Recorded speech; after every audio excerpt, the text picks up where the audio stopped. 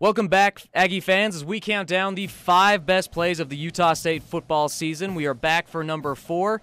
Jeremiah Jensen's been joining me. Dave Noriega is going to join me today to talk about number 4 with me. Now, this season, the Aggies had a handful of spectacular interceptions, so narrowing it down to 1 was a little hard, so I'm going to go with 2 of them, and they're going to come from the same game. The first one, Boje Filimoiatu's one-handed snag in midair that he returned down inside the 20, and then later in that half, Will Davis with the pick 6. Now, the reason I go with these 2 is not only were they spectacular displays of athleticism, but that first half against Idaho, that Utah State offense was struggling. And those 2 plays kick-started that Utah State team, which eventually led them to the win, which clinched the WAC title for them.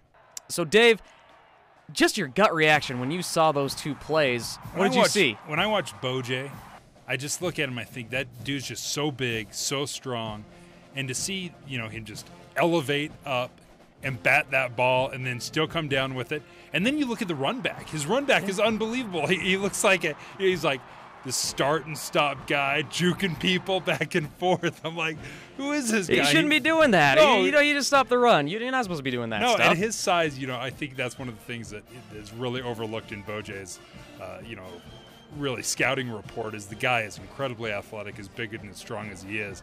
But that was really what stood out to me is not only do you bat the ball, you intercept it, you bring it down, and then you make a great run back. That was a lot of fun to watch. Watching that one, and then watching Will Davis, the closing speed he had on that interception, that's what really stood out to me, is he had no business picking off that ball. Your average cornerback cannot close on that ball the way he did. And then he picks up, then he keeps his balance, and he gets down the sideline to score the touchdown. And it shouldn't surprise me because I've seen what he can do throughout the season, but it does. I watched that play, and I'm shocked that he makes that play. Well, and you look at him, and not only was it just an athletic play, but it's one of those things where he was obviously in the film room.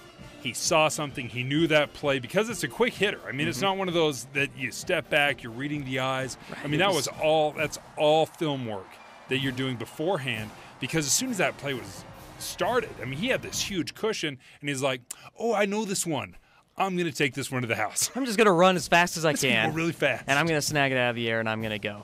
It was plays like that, and those 2, especially from those 2 players, they kind of encapsulated what the Utah State defense was all season. When they needed a boost, when the offense needed a boost, when they were getting it done, the Utah State defense would step up and make these types of plays to get the team to where they needed to be. So that is the number 4 play of this Utah State season. Thanks, Dave Noriega, for joining me, and stay tuned for tomorrow when we go over number 3.